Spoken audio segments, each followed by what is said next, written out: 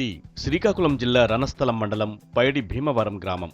జాతీయ రహదారికి ఆనుకుని ఉన్న ఈ ప్రాంతానికి ఇండస్ట్రియల్ ఏరియా పేరుంది. ఈ ప్రాంతంలో 20 వరకు పరిశ్రమలు నడుస్తున్నాయి. ఇక్కడి మందుల ఫ్యాక్టరీతో చుట్టుపక్కల గ్రామాల ప్రజలు తీవ్ర ఇబ్బందులు పడుతున్నారు. పరిశ్రమలోని కలుషిత నీరు భూగర్భ జలాల్లో కలిసిపోవడంతో ప్రజలు రోగాల పాలవుతున్నారు.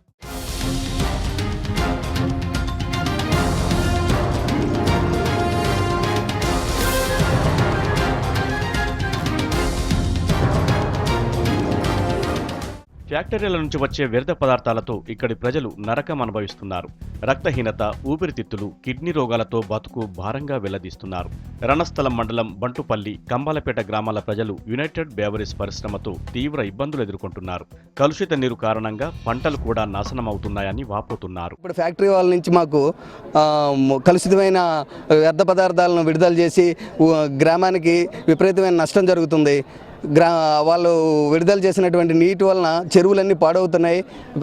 తత్ఫలితంగా వ్యవసాయాలు పాడైపోతున్నాయి. ఈ వల్ల వచ్చే వ్యర్థ పదార్థాల వల్ల ఊళ్ళో అనారోగ్య సమస్యలు, అలాగే కలుషితం అయ్యే నీరు, దానివల్ల వచ్చే అనారోగ్యాల వల్ల చాలా ప్రజలు ఇబ్బంది పడుతున్నారు. పరిశ్రమల నుంచి వ్యర్థాలతో వింత రోగాలు వస్తున్నాయంటున్నారు గ్రామ ప్రజలు. కనీసం తాగడానికి మంచినీరు కూడా లేకపోవడంతో నానా అవస్థలు పడుతున్నామంటున్నారు. వాణిజ్య పంటలు లేక ఆర్థికంగా ఇబ్బందులు ఎదుర్కొంటున్నామంటున్నారు. సమస్యను కలెక్టర్ దృష్టికి తీసుకెళ్లామని, ఫ్యాక్టరీపై చర్యలు తీసుకోవాలని కోరుతున్నారు. తాగునీరు కావాలి, ఆ ఊర్లో ఉన్న ఫ్యాక్టరీ నుంచి మంచినీరు కావాలి, మాకు నీరు వద్దు, మాకు మంచినీరు పోయండి. నీళ్ళు తాగితే మనుషులకు రోగాలు వచ్చేస్తున్నాయి సార్.